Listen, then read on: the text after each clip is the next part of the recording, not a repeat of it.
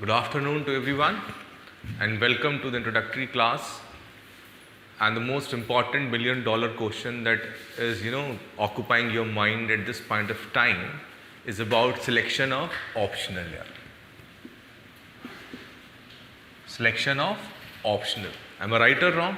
And this decision is going to be a very, very important decision for all of you, because this particular decision will decide your success in this particular examination. Am I right or wrong? You see, in my opinion, if you ask me personally, sir, which optional to opt for? Every year, a lot of students come to me and ask this question to me, sir, which optional I should opt for, right? I often say, every optional is good. Every optional is good. Let it be very clear. You can see the result of UPSC. There are people who had opted for mathematics coming out with flying colors. There are people who are opting for public administration for the last five. They have written 6 attempts, still they are not successful. But this year you are witnessing a person coming from public administration topping the civil services examination. There are people who are taking absolutely some kind of a very obsolete kind of options also, but again they are making it to it. Then what is this pattern coming out? What is this pattern? Am I right or wrong? Therefore, we need to understand what is the reason behind this. Why? There are students who come smartly, prepared for this exam, and in a very first attempt crack the exam. First and last, over. I have seen students, very intelligent student, very hardworking, having a thorough academic background, again wrote attempts, exhausted all the attempts, going back. Am I right or wrong?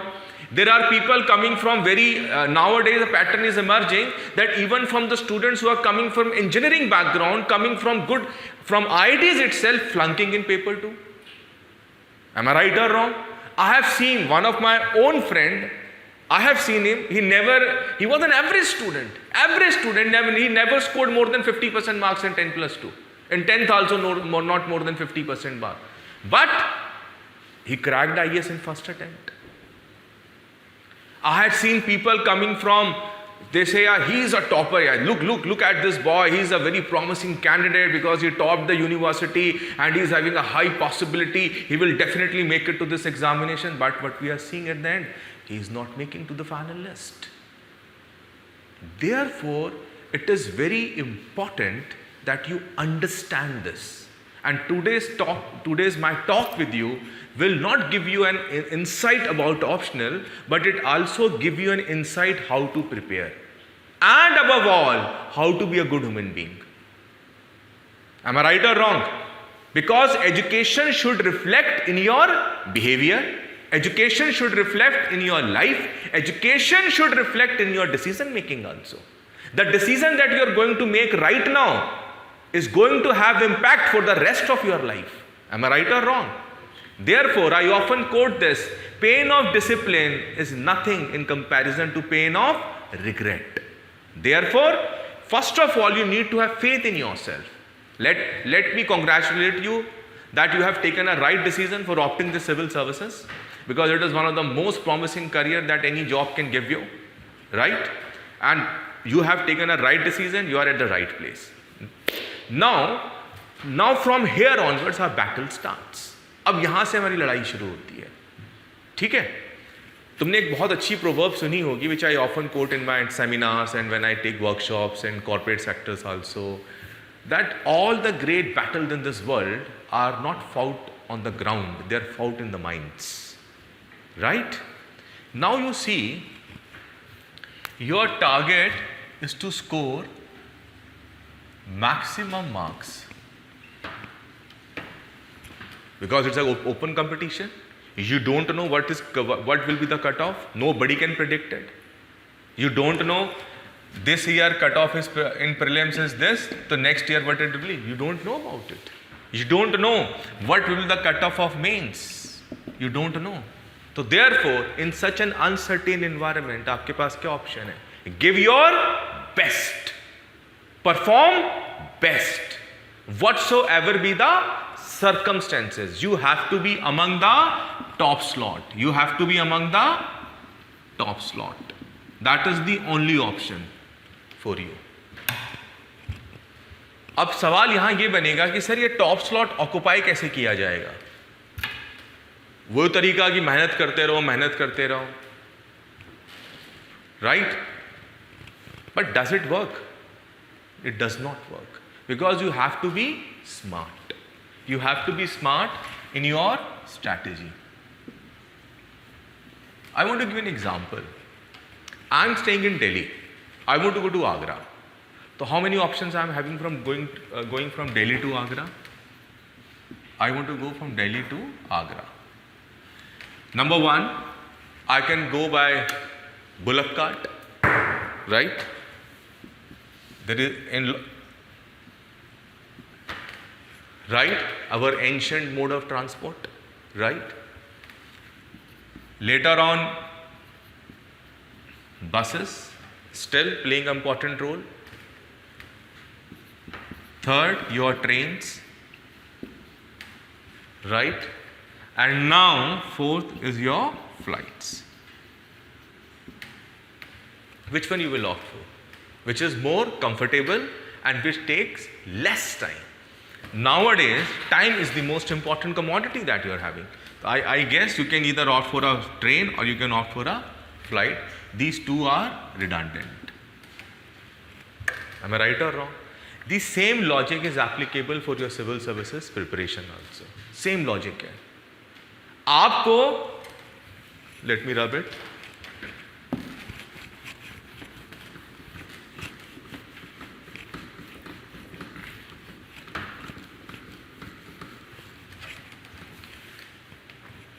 आपको GS paper 1 पढ़ना है. Am I right or wrong? In GS paper 1 you have complete history. Then you have, apart from history, you have social issues. Then you have geography. Am I right or wrong? Then you have to do GS paper 2, which constitutes your polity, your constitution, your governance, social justice, and then finally your international relations. Am I right or wrong? Now you have to do GS paper 3, which again constitutes of your complete economics, your agriculture, your science and technology, and environment and disaster management. Am I right or wrong? Clear? Then you have to do GS paper 4, which is full of ethics paper. Apart from this, you are supposed to write a good essays, and that too 2 essays now. You see how many subjects you will be covering if you start calculating. How many? 1, 2, 3, 4, 5, 6, 7, 8, 9, 10, 11, 12, 13, 14, 15. Approximately 15 to 16 subjects you have to study. And battle is not over.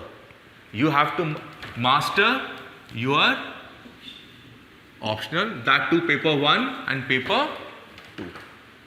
And you will be evaluated only in the time frame of 3 hours. And plus you are not getting in between breaks also. Nowadays UPSC is continuously conducting the exam.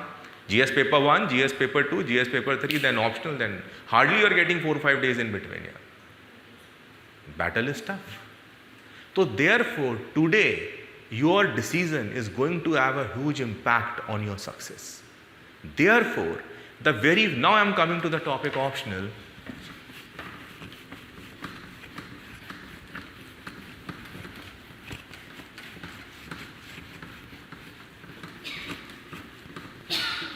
Now you see,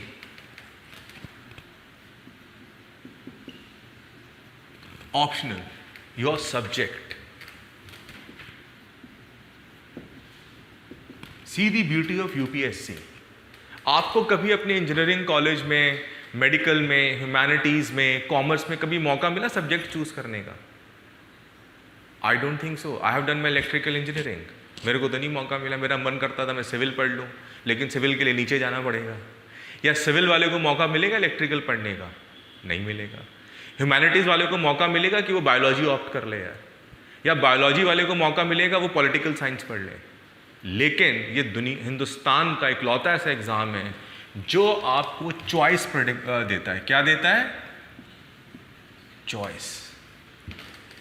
but how many options they are having? They are giving you a list of optionals या list of subjects. Can anybody, you are all going to be IAS officers, IPS officers, future bureaucrats. You are going to be the administrator of this country. I want to ask a very simple question to you. Why UPSC is giving you choice in selecting an subject? What is the reason behind it? Can anybody? Why they are offering you choice? जैसे तुम restaurant में जाते हो, आराम से चौड़े होके बैठते हो, है ना, फ्रेंड के साथ जा रहे हो, गर्लफ्रेंड के साथ जा रहे हो, दोस्त के साथ जा रहे हो, है ना, तो ऐसे मेन्यू देखते हो, हाँ भाई क्या खाओगे यार? काठी रोल्स, राइट? और क्या लेना है? मखनी दाल। एम आई राइट और रॉन्ग? तो वही चीज़ यहाँ मिल रही है कि तुम्हारे सामने पूरा मेन्यू है नहीं है? उसमें एग्रीकल्चर भी सब्जेक्ट है, एंथ्रोपोलॉजी भी है, पॉलिटिकल साइंस भी है, इकोनॉमिक्स भी है, मैथमेटिक्स, फिजिक्स, केमिस्ट्री, सोशोलॉजी, ब्ला ब्ला ब्ला ब्ला ब्ला। आपके सामने क्या रख दिया यूपीएससी ने? Menu card. क्या दे दिया आपको? मेन्यू कार्ड दे दिया आपको। They have given you a menu card. अब आपको उसमें से सिलेक्ट करना है। जब आप ऑर्डर करेंगे तो आपके सामने सबसे पहला क्राइटेरिया क्या होना चाहिए? क्यों यूपीएससी ने आपको चॉइस दी है सब्जेक्ट चूज करने के लिए? Because number 1, they want to see your decision making. यहीं से तुम्हारी डिसीजन मेकिंग चालू हो जाएगी, और यही डिसीजन मेकिंग तुम्हें सारी जिंदगी करनी है, हाँ या ना? For the rest of your life, what you are supposed to do? Taking decisions, and your subordinates will follow it. Your decisions will impact the life of millions of people. हाँ या ना? Anybody is from UP here? Which place? Aligarh. Very good. What is the population of Aligarh? If you become a DM of Aligarh, minimum 10 lakhs. इससे कम तो नहीं होगी। उन 10 lakhs लोगों की लाइफ को कौन इंपैक्ट करेगा? District magistrate of that district. तुम्हारे एक डिसीजन को तुमने अगर कोई भसड़ मचा दी तो lots of people are going to be impacted. तुम्हारे अंडर क्या होगी? पुलिस होगी, हॉस्पिटल होगा, everything is under you. You are like a kingpin, हाँ या ना? और यहीं से वो आपको डिसीजन देने की आजादी देते हैं। They will start giving you the power of decision. इसीलिए आपके सी सेट के पेपर में, अब मैं इंटरलिंकेजेस कर रहा हूं, ये सी सेट के पेपर में एक टॉपिक है ना डिसीजन मेकिंग, कि वो आपको डिसीजन लेना सिखा रहे हैं। They are checking your decision. आधी से ज्यादा जनता यही नहीं पड़ जाएगी, क्योंकि ऑप्शन ही गलत ले लेंगे। कंपटीशन खत्म, आधे से ज्यादा को तो उन्हें समझ में ही नहीं आएगा। जब तक समझ में आएगा 2-3 अटेम्प्ट बर्फ में लग चुके होंगे, राइट? और जब समझ में आएगा तो 1-2 अटेम्प्ट रह जाएंगे, वो कॉम्प्लेक्स के अंदर खत्म हो जाएंगे यार। This is what happens. तो देयरफॉर फ्रॉम द डे 1 आपको क्या करना है? Faith in yourself. और यहां पर आपको क्या करना है? डिसीजन लेना। और आपका डिसीजन किस फैक्टर पे बेस होना चाहिए? नंबर 1, क्योंकि आप रैशनल डिसीजन मेकिंग की बात कर रहे हैं। यू आर नॉट लवन भास्कर, ओके, कि जो भी मन में आया और कर दिया यार। You are going to be bureaucrats. The people, क्या मतलब होता है सिविल सर्वेंट का? For you who is the God? Who is the God? Constitution of India is the God. समझे? तुम्हें एक कहानी सुनाते हैं। एक बहुत बड़े, ये बिकॉज ये तुम्हारा एथिक्स का भी टॉपिक है ना? फिलोसोफर्स, थिंकर्स, राइट और रॉन्ग। सुनो, कोई कंट्री महान क्यों बनती है? Why a country is great. एक बार स्वामी रामा तीरथ थे, you must be knowing his name. He is a great mathematician and a great saint. तो उनको जापान जाने का मौका मिला, तो वो जापान गए, और जापान में वो एक ट्रेन में ट्रेवल कर रहे थे। तो उनके सामने वाली सीट पर 9th-10th क्लास के बच्चे बैठे हुए थे। तो उन्होंने उनसे बातें करनी शुरू करी कि और क्या कौन सी क्लास में पढ़ते हो? एक ने कहा मैं 9th में पढ़ता हूँ, एक ने कहा मैं 10th में पढ़ता हूँ, एक ने कहा मैं 8th क्लास में पढ़ता हूँ। Very good. उन्होंने भी सवाल किया कि सर आप कहाँ से? उन्होंने कहा आई एम फ्रॉम इंडिया। उसने कहा सर लैंड ऑफ बुद्धा। उसने कहा या। अच्छा, उसने फिर ऐसे बातें हुई तो उन्होंने एक सवाल पूछा कि आप सबसे ज़्यादा किसको प्यार करते हो? तो उन्होंने कहा कि वी लव अवर टीचर। उसने कहा और किससे ज़्यादा प्यार करते हो? तो उसने कहा पेरेंट्स। उसके आगे कहता आर कंट्री। कहता अच्छा। और कहता और we and whom you worship, who is your God? उसने कहा Lord Buddha is our God. Right और रॉन्ग? तो उन्होंने एक सवाल किया, अगर लॉर्ड बुद्धा तुम्हारी कंट्री पे हमला कर दे तुम क्या करोगे? अगर लॉर्ड बुद्धा आपकी कंट्री पर अटैक कर दे तो तुम क्या करोगे? ये सवाल उन्होंने पूछा सिर्फ 8th, 9th, 10th क्लास के बच्चे में से पढ़ने वाले, क्लास में पढ़ने वाले लोगों से। And you will surprise but they replied कि हम लॉर्ड बुद्धा की गर्दन उड़ा देंगे। And Swami Ramatirtha said now I realized कि why Japan become a developed country. क्या ये जवाब तुम लोग दे सकते हो मुझे? अगर आज मैं तुमसे सवाल पूछ लूं कि भगवान कृष्ण, भगवान राम, में बला बला सारे राम हमारी कंट्री पे हमला कर दें फौज बना के, तुम क्या करोगे? तुम कहोगे हम उनके साथ मिलकर इनकी बैंड बजा देंगे यार। हाँ या ना? इसे कहते हैं रैशनैलिटी। और तुम क्या बनने वाले हो? तुम ब्यूरोक्रेट बनने वाले हो। सिविल सर्विसेज ऑप्ट किया है तुमने। तुम्हारे लिए गॉड क्या है? कॉन्स्टिट्यूशन ऑफ इंडिया गॉड है तुम्हारा। तुमको क्या मिला हुआ है? आर्टिकल 311 कि प्रधानमंत्री भी तुम्हें डिसमिस नहीं कर सकता। Do you know this? Because your appointing authority is president of India. Other than president nobody is having a power to dismiss you. इस चीजों को समझो। समझ रहे हो बात को? पॉलिटिशियन कितने साल के लिए आता है? 5 साल के लिए। 5 साल के बाद उसे फिर वापस जाना है जनता में, फिर इलेक्शन लड़ना। उस बात की कोई गारंटी नहीं, इलेक्शन जीतेगा भी हार जाएगा। आया राइट और रॉन्ग? लेकिन तुम you R be a permanent executive. क्या हो तुम लोग? ये मैं तुम्हें क्या पढ़ा रहा हूं? ये पॉलिटी है। You are going to be permanent executive for the rest. अगर तुम सही एज में एग्जाम क्रैक करते हो तो तुम 40 ईयर्स तक रहोगे at different important positions in your life. तो इस बात को समझो, इसकी गहराई को समझो। समझ रहे हो बात को? तो इसीलिए तुम्हारा पहला डिसीजन किस चीज पे बेस्ड होना चाहिए? वो होना चाहिए आपका इंटरेस्ट। क्या होना चाहिए? इंटरेस्ट। क्या होना चाहिए? Most important. और इंटरेस्ट क्या होता है?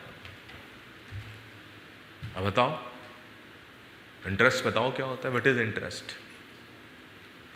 मजा माड़ी, राइट और रॉन्ग? जिसको करने में आपको क्या है? मजा आए, जिसमें आपका मन करे पढ़ने के लिए, आपके अंदर क्यूरियोसिटी हो, जो आपको लगे कि इसको पढ़ने से my mind is going to get open. हाँ या ना? इसको पढ़ने से मेरा जो ऑब्जेक्टिव है यूपीएससी, वो क्वालिफाई करना क्या हो जाए? आसान हो जाए। It becomes easier for me. Right और रॉन्ग? अच्छा, एक सवाल मैं आपसे पूछूंगा, when you will be in IAS, IPS, IFS, IRS, any of the services, आप लोग क्या काम कर रहे हो? What you are doing? Tell me quickly. Tell me.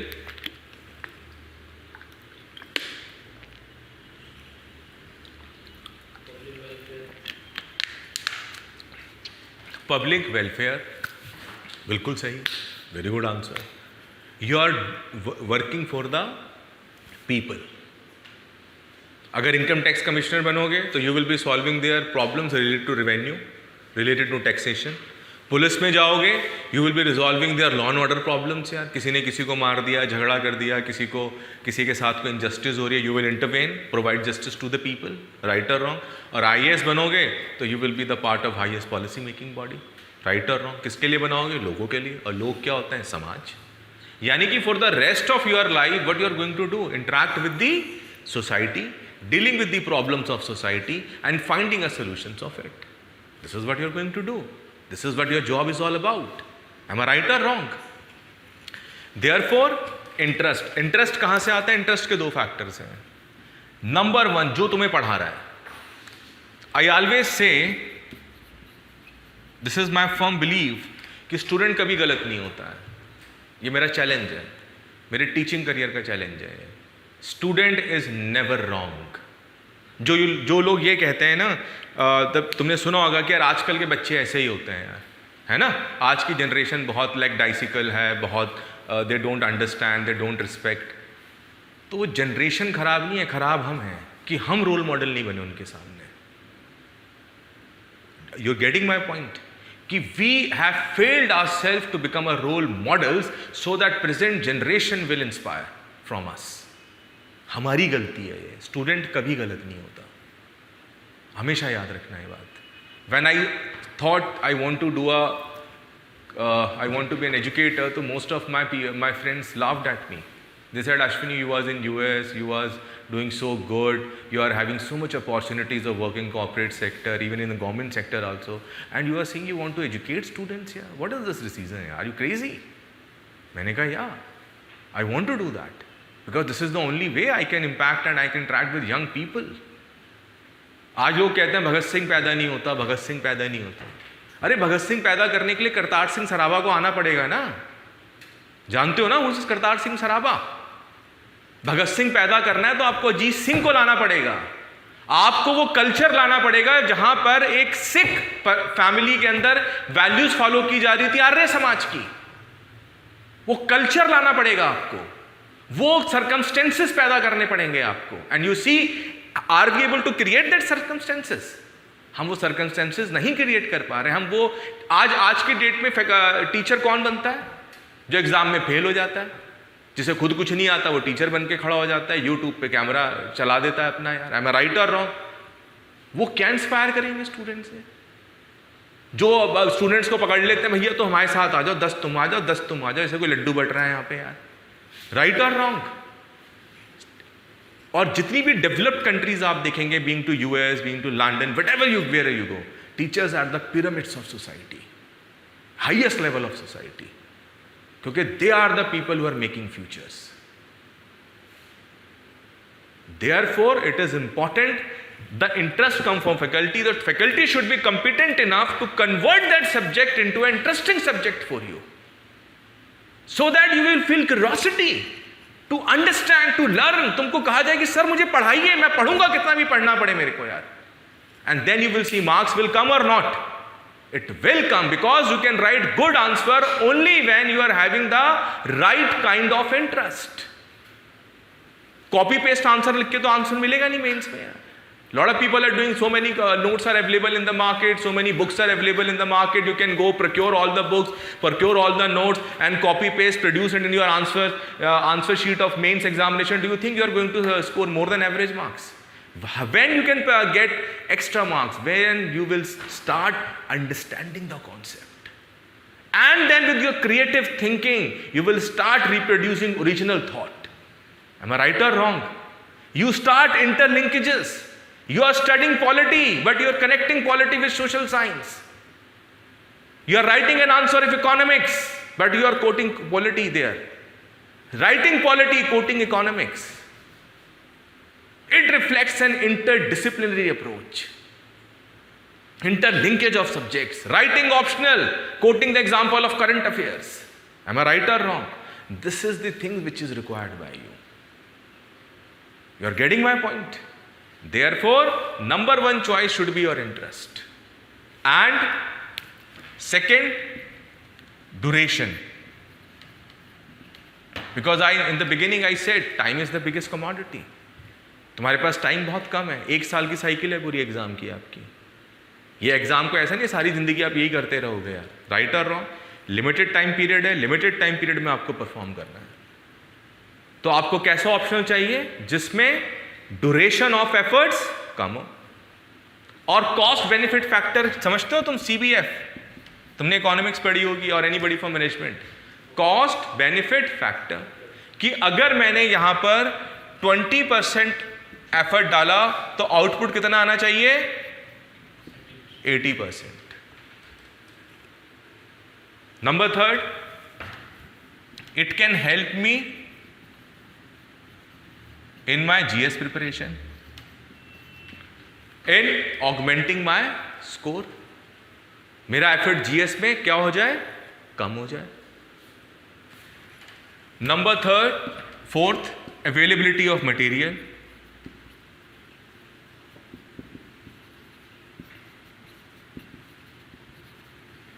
Right? Our faculty should be enough कि जो वो हमको रिसोर्सेज बताए बस वो पढ़ें और उसके बाद हम we will score good marks, ये होना चाहिए। अगर किताबों से पढ़ना है तो फिर यहाँ क्यों बैठे हो आप लोग यार? तुम एक काम करो, अमेजोन पे ऑर्डर करो, सारी 50-100 किताबें मंगवा लो यार। एम आई राइट और रॉन्ग? तो these are the factors which you should keep in your mind while making a conscious decision of selecting optional, right? Now I am giving an insight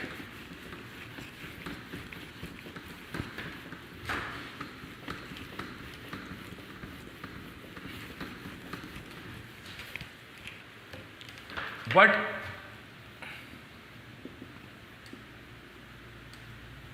sociology, right? When I read this subject, I was so engrossed into this subject that I decided to teach this subject to everyone here. It's a need of the hour. This subject has become a need of the hour. Right? For example, only by if you are looking at the peripheral level, this sociology, if you are good in sociology, I can challenge. You cannot score less than 140 marks on your essay. You will kill the essay paper like anything without doing any extra effort. If you are a student of sociology and you know sociology here, you can kill essay. Because every year you are getting 2 topics only from society perspective in essay. Am I right or wrong? What is the weightage of essay in UPSC? Tell me quickly. 250. Then every year in your GS paper 1 they are asking questions from social issues. What is the weightage of social issues in GS paper 1? Anybody? Somewhere 40 to 50 marks. Every year they are asking. Do you agree with me or not? Apart from this, in GS paper 2, the concepts of social justice, then your governance, these are the byproducts of this subject only. It will help you out there. How many marks every year? Every year they are asking somewhere 40 to 50. Do you agree with me or not? Then I am coming GS paper 3. You see in GS paper 3 you have a topic on agriculture, industry. Am I right or wrong? Right? Agriculture markets,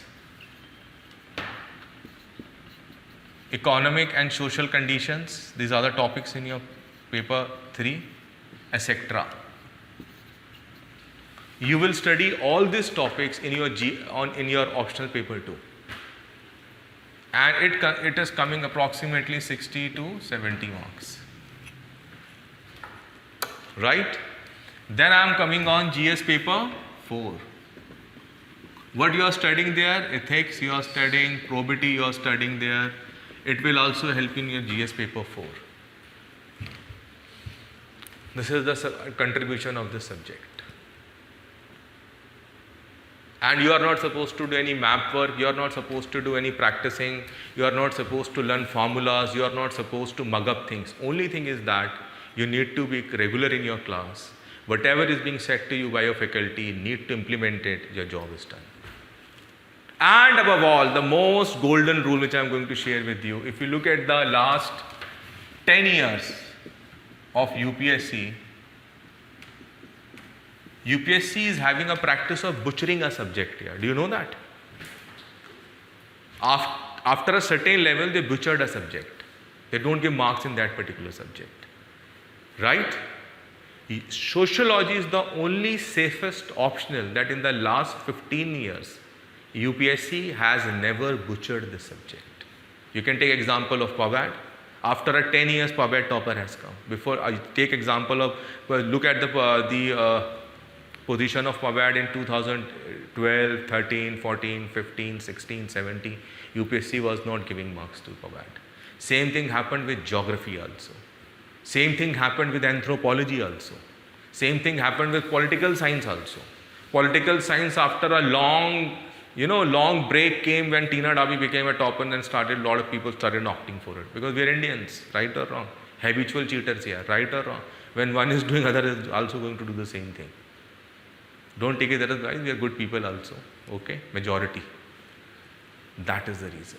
But this optional always keeps you at a safe position. If you do well, you will get a very good marks, and if you do good, still you will get a decent marks. But it will never take you to the 2-digit level here. This you can cross-check with you in your UPSC report also. And it is having a success rate of approximately 9% here. One of the second highest success rate here in UPSC. Right? Now, this is, you can say 250, then how much it comes out to be 300, 350, then somewhere this near it comes out to 400, 450 here in your GS. Now I'm giving you a rough idea of what sociology is all about. And then you can make up your mind.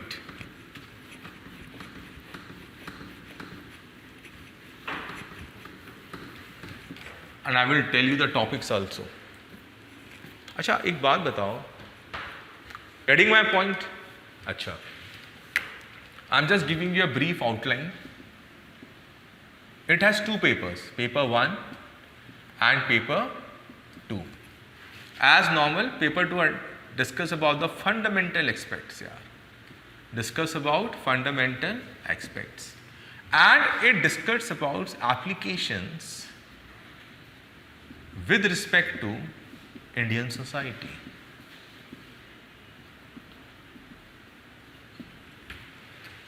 आप यहां पर क्या पढ़ेंगे? Religion पढ़ेंगे. क्या पढ़ेंगे? Religion. Religion तुम्हारे history में भी आता है, राइट और कल्चर का पार्ट भी है रिलीजन. और यहां भी रिलीजन पढ़ेंगे. Sociological theories on religion. What is religion? How religion came into existence. ये रिलीजन आया कैसे? राइट और रॉन्ग? हम तो आदि मानव थे. आदि मानव से हमने टीके लगाने कहाँ से चालू कर दिए? हाँ या ना? हमने मस्जिदें कैसे बना दी? हमने चर्च कैसे बना दिए? हाँ या ना? ये पूरी चेन आप समझेंगे. और फिर इसकी एप्लीकेशन कहाँ पर होगी? इंडियन सोसाइटी में. समझ रहे हैं बात को आप? इंडियन सोसाइटी में आपका टॉपिक क्या होगा? रिलीजन पर. Your topic will be religious communities in India. क्या पढ़ोगे? Religious communities in India. क्या पढ़ोगे? Problems of religious communities in India, problems of minorities in India, what is communalism. ये सब कहां पढ़ोगे? पेपर 2 में पढ़ोगे. और कॉन्सेप्ट कहां पढ़ोगे? पेपर 1 में पढ़ोगे. ये चीज तुम्हें जाननी चाहिए, नहीं जाननी चाहिए? Similarly you will read about politics. और उसकी एप्लीकेशन कहां पढ़ोगे? पेपर 2 में. राइट. एंड दिस क्या पढ़ोगे? नेशन क्या होता है. आजकल सब जगह कहां सुनने को मिल रहा है? नेशनलिज्म, नेशन, राष्ट्रीयता. यहां पढ़ोगे तो यहां तुम्हें समझाएंगे नेशन कहते किसको है, नेशन क्या है, डेमोक्रेसी क्या है. ये टॉपिक्स रेलिवेंट है या नहीं है तुम्हारे लिए? बताओ. सिटीजनशिप क्या होती है? आजकल जिसे देखो वही CAA, सिटीजनशिप. राइट और रॉन्ग? सिटीजनशिप कहते किसको है? और ये सेम चीज कहां रेप्लिका होगा? यहां पर. यहां इसका कॉन्सेप्ट समझोगे कि डेमोक्रेसी आई कैसे, how democracy formed, how democracy emerged in the world. That you will study in paper 1, and its application you will study in paper 2 of Indian society, relevant to India. Or as a civil servant you should know all these things. First you should know how democracy formed, Westminster democracy. फिर पढ़ोगे India में democratic problems क्या है, why we are not able to create a grassroots democratic temperament in India. हाँ या ना? Are we democratic? Are we? I fall in love with a girl. Girl was living next to my house. Can I fall in love with her? मैं पापा को पापा लड़की बहुत अच्छी लगती, शादी कर लूँ। पापा क्या करेंगे? कान के नीचे बजाएंगे रख रख के। राइट और रॉन्ग? अब राइट और रॉन्ग? इसीलिए आप क्या पढ़ोगे? मैरिज। मैरिज पढ़ोगे। आप क्या पढ़ोगे? फैमिली। आप क्या पढ़ोगे? किनशिप। और इसकी एप्लीकेशन कहां हो रही है? इंडियन सोसाइटी में हम कहां खड़े होते हैं? उदाहरण के लिए हम बात करते हैं कि यार in Muslims a Muslim man can marry the daughter of her maternal aunt. हाँ यार ये तो बहुत गंदे हैं, उत्तर प्रदेश में जाओ, है ना, ऐसा होता ही नहीं होता। हम कहते हैं यार ये बहुत बेकार है, तो अपनी मौसी की लड़की से शादी कर लेते हैं यार। हमारे लिए क्या मौसी की लड़की बहन है ना। ऐसे वो आएगी रक्षाबंधन पे डब्बा पब्बा सा लेके, राइट और रॉन्ग? ऐसे हाथ बढ़ाना पड़ेगा, अरे बहन जी आ गई, बहन जी आ गई, दीदी आ गई, है ना यार, राइट और रॉन्ग? और तुम्हारी बगल में ही क्या हो रहा है? वो ही लड़का अपनी मौसी की लड़की से इश्क लड़ा रहा है, सेटिंग कर रहा है यार। और हमारे लिए क्या है? वो बहन हो गई। हमने कहा क्या इसको रिलीजियस एंगल से समझा? हाँ या ना? हमने कहा नहीं नहीं यार मुस्लिम्स तो ऐसे करते हैं। लेकिन वहीं तुमने एक दिन क्या हुआ, तुम्हारी आंख खुली, तुमने क्या काम करते हैं, सोशियोलॉजी की क्लास अटेंड करके आते हैं, जरा 2-4 किताबें पढ़ते हैं। उसके बाद तुमने ट्रेन पकड़ी, कौन सी? मद्रास एक्सप्रेस, जिसमें वो आता है ना चाया चाया चाया, right, you took a train and get down to Madras. अब तुमने वहां क्या देखा? जितने भी तुम्हें वहां पे you are seeing all the Hindus in South India following the same tradition. अब तुम्हारी हवा संट हो गई। Now you are shocked कि यार ये तो यहाँ पे तो हिंदू जो हैं कजन सिस्टर्स के साथ मैरिज कर रहे हैं। यानी कि रिलीजन इज नॉट गुड और bad, it is the practice. Simple. I am right और रॉन्ग? भाई अगर मैं नॉर्थ ईस्ट में हूं या मैं साउथ में हूं, my staple food is rice. मैं राइस के बिना रह ही नहीं सकता। Rice, I need rice with sambar, I need rice with curd, become curd rice, curd with sambar become sambar rice, right और रॉन्ग? जैसे एक बड़ी अच्छा इंटरेस्टिंग किस्सा बताता हूं तुम्हें। My wife is a typical Gaud Brahmin यार, ठीक है ना, हर नेम इज वशिष्ठ। और हम कौन है? नास्तिक आदमी यार, राइट और रॉन्ग? अब क्या हुआ, मैंने गॉट मैरिड, तो my wife use to have a fast, एक एकादशी फास्ट यार, ठीक है। तो उन्होंने एकादशी का फास्ट रखा। हमने क्या किया, हमें इन सब बातों से कोई लेना देना है नहीं। उन्होंने कहा what you want to have? मैं कहा please make rice for me. उसने कहा व्हाट नॉनसेंस राइस यार, rice is prohibited on Ekadashi यार। तो मैं चुप हो गया। अब भाई होम मिनिस्टर के सामने आप कैसे बहस करोगे, हम कौन है उनके आगे यार? राइटर, एक अदना छोटा सा आदमी यार, राइटर। बीवी, you are very happy, you are still not married, okay. बीवी is a big monster, it is very difficult to go with it यार, ओके। हम भी चुप हो गए यार, कुछ नहीं कहा। चलो कोई बात नहीं, वो डिबेट कर ही नहीं सकते, ना डिबेट कर सकते हो ना डिस्कशन कर सकते हो। जो कह दिया गया you have to implement it, right.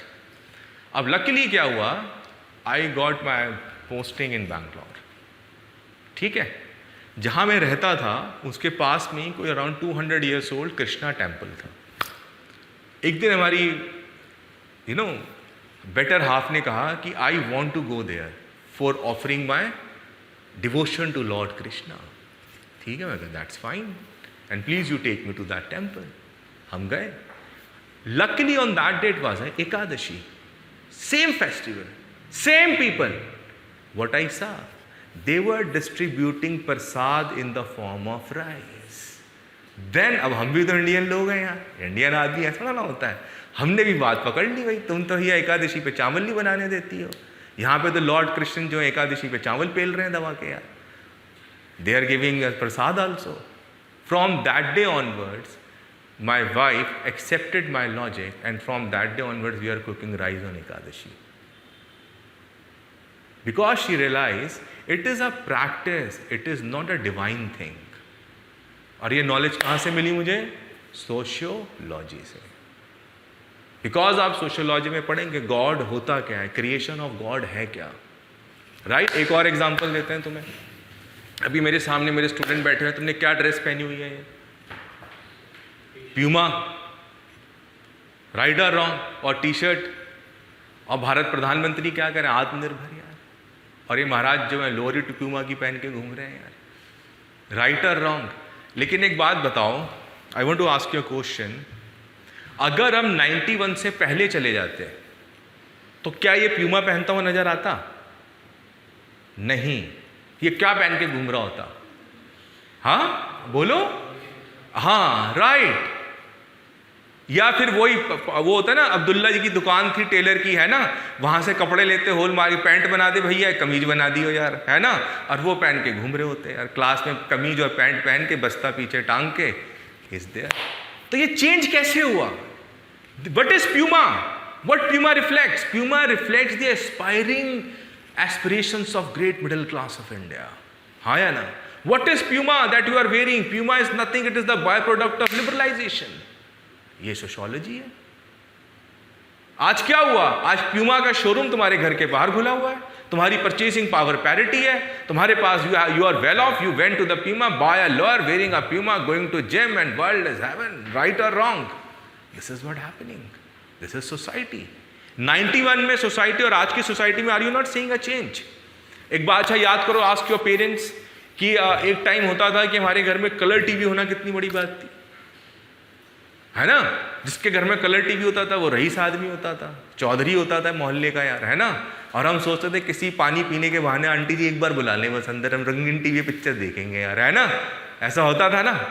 लेकिन आज क्या हो रहा है? एवरीबडी, अरे कलर टीवी छोड़ो, अब तो बात हो रही है एलईडी, अल्ट्रा डी, राइट और रॉन्ग, 360 डिग्री एंगल। क्या है? क्योंकि जब आप सोशियोलॉजी पढ़ोगे, एक चीज और I want to tell you very important, if you are studying sociology, you need to have a good command over, you will exposed to history, आपको हिस्ट्री बहुत अच्छी हो जाएगी आपकी। I will tell you, I will give you an example.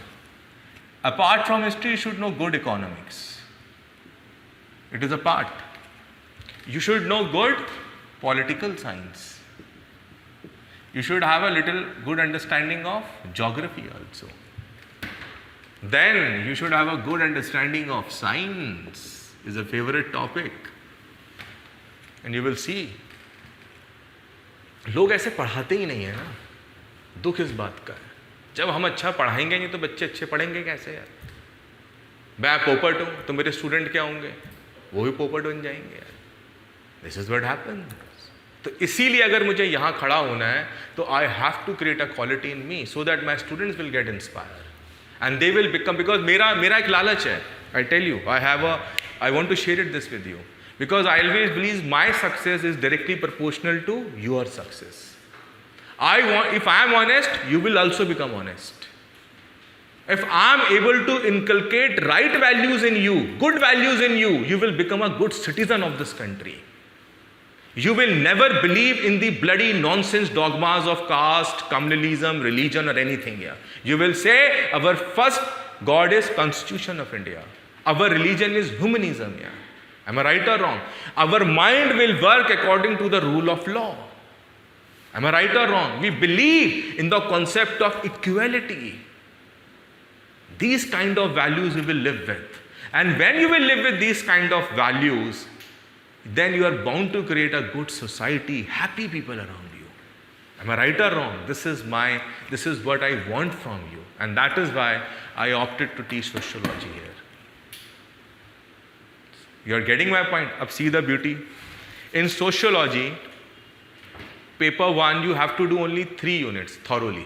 Only 3 units. Let me give you an example.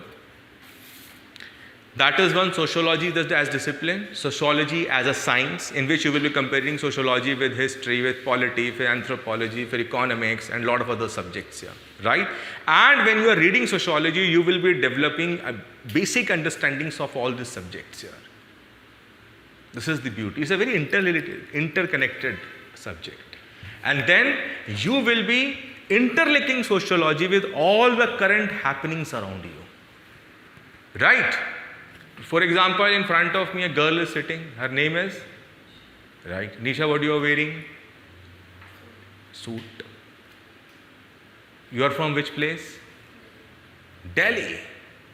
Delhi or Delhi? Yeah, Delhi. Okay, fine. She is wearing a suit. What suit reflects? Earlier the women used to wear sarees, but now they are switching over to suits, and not from suits they are moving to denim, western outfits, because it's all about doing ease of work here. In wearing a sari, it takes a lot of time. Am I right or wrong? And nowadays most of the girls are studying, most of the women are going to offices, so they don't have this much time that they will spend 30 minutes only in wearing in sarees here. So what they want a quick dress. Immediately they want to get ready here. Wear it and move out. Therefore you are seeing denim in fashion, you are seeing trousers in fashion, you are seeing leggings in fashion. Right or wrong? And sari is slowly becoming the dress of your social functions. Am I right or wrong? ये क्या है? Sociology है. मजा आया? That is it. अब इसकी जरा, I hope you are getting me, right? What you are supposed to do? In paper 1, you need to do only 4 chapters thoroughly. And it will give you entire questions are coming only for these 4 main units here. First your thinkers, then the starting 2 units, and then your one stratification of society, that's it. In which you will be studying about race क्या होती है, ethnicity क्या होती है, ethnic problems क्या है. Am I right or wrong? All this you will be studying. And it has the same replica in your paper 2. In paper 2 you have Indian society, few thinkers, then you will start caste system, tribal communities in India, right or wrong, politics in society, religion in society, then you will understand industrialization, urbanization, right? Now I give you an example of how it is connected with paper 3 also. Number 1, programs of rural development. It is a topic in your paper 2 of sociology. Let me write it down.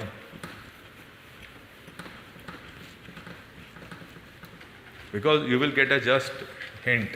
Topic is programs of rural development. This is a topic. Second topic, poverty alleviation schemes. Right? These are the topic.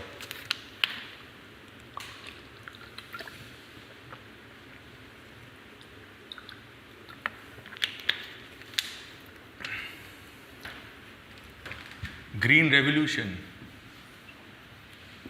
It is given in your GS paper 3. It is a part of your post-independence consolidation also. And here, how Green Revolution is creating a social change in society. तुमको ये topic पढ़ के समझ में आएगा कि आज दिल्ली की जितनी भी कारें हैं उनके पीछे क्या लिखा होता है? गुजर, जाट, जाट के ठाट, ऐसा क्यों हुआ?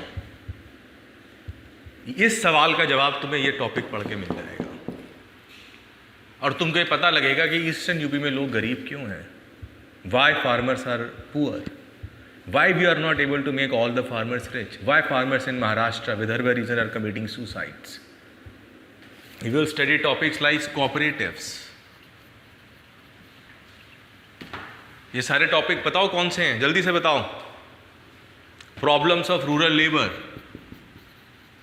इस पे ऐसे बनते हैं नहीं बनते? टेल मी क्विकली, बोलो जल्दी से बताओ यार. बॉन्डेज, बॉन्डेड लेबर, माइग्रेशन, ये सारे ऐसे वाले टॉपिक्स हैं और ये सारे टॉपिक्स तुम्हारे GS paper 3. Then you will study about population. This is a complete unit related to population. Social movements in India है मजेदार टॉपिक. ये सब कुछ तुम लोग इसमें पढ़ोगे. You will study in sociology. Then you will study development क्या होती है. a complete unit over it. Poverty क्या होती है, और ये टॉपिक कहाँ है तुम्हारे इकोनॉमिक्स में, है या नहीं है? You will study about inequalities, crime, violence against women, like this. ये सारे आपके टॉपिक्स हैं. I am giving you a brief, understanding what we are going to unreveal in your sociology paper.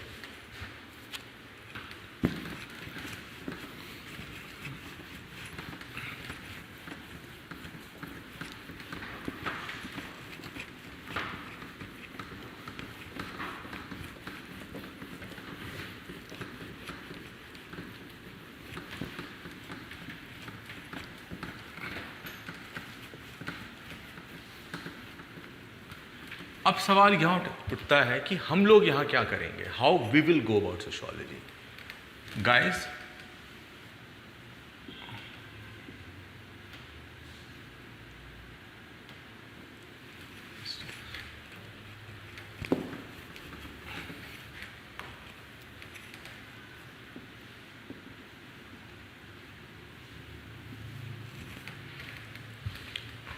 Here मेरा सबसे पहला ऑब्जेक्टिव होता है commitment.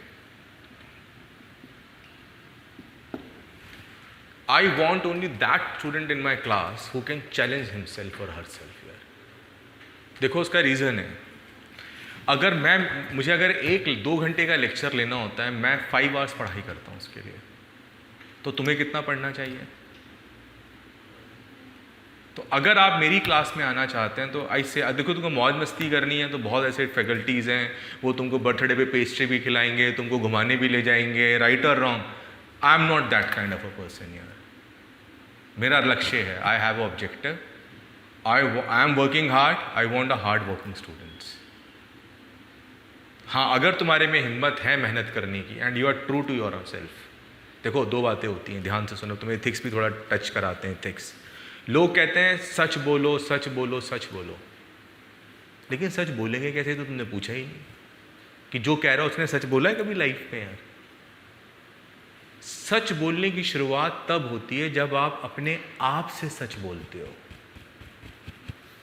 When you are true to yourself, when you are honest to yourself, only then you can become honest to other person.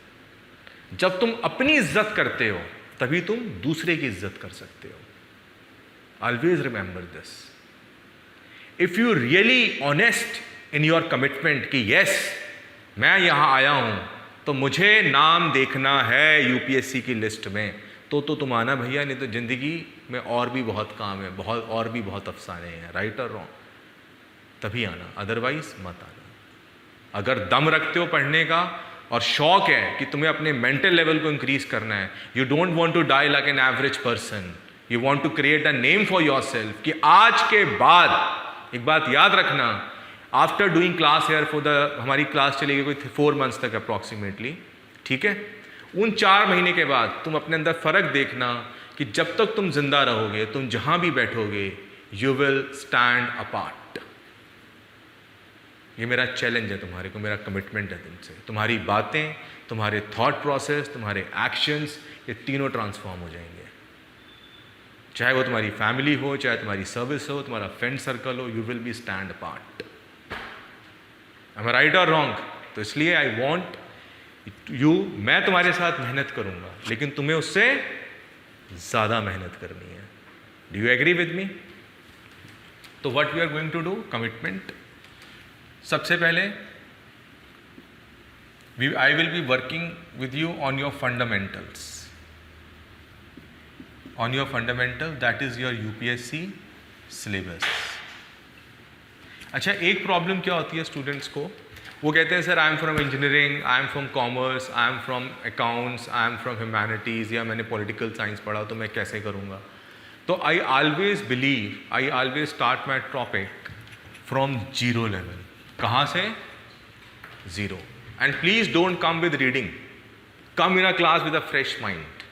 I want you 2 things from your fresh mind. अगर तुम्हें कुछ पढ़ना है, just start reading the Hindu, that's it. No books, nothing. जो तुम्हें class में पढ़ाया जाएगा और जो रिसोर्सेज मैं आपको बताऊंगा और जो मटेरियल आपको वही पढ़ना है। अगर तुम्हारे सामने साक्षात भगवान भी आ जाएं और कहें कि नहीं ये किताब नहीं पढ़नी, आपको ये किताब पढ़नी है, आप क्या जवाब दोगे? कि हमारे सर ने जो कहा हम वही किताब पढ़ेंगे। That kind of commitment and faith I want from you. तो number 1, we will be covering every sub topic. हमारी यहाँ पे जो स्ट्रैटेजी होगी वो सब टॉपिक वाइज होगी। नॉर्मली लोग क्या करते हैं, बड़े बड़े यूनिट्स के नाम बता देते हैं कि ये यूनिट करा दे, लेकिन क्वेश्चन बनते कहाँ से हैं? सब टॉपिक में से पूरा क्वेश्चन बनेगा मेंस में, हाँ या ना? तो we will be covering every sub topic wise every syllabus which you can cross check. This is my commitment to you. अब पहले हम सिलेबस करेंगे, after that second point, how to write. ये सबसे बड़ी प्रॉब्लम होती है। I will work on your writing ability. इसीलिए before starting a course I will conduct a one writing assessment test. मैं क्या कंडक्ट करूंगा?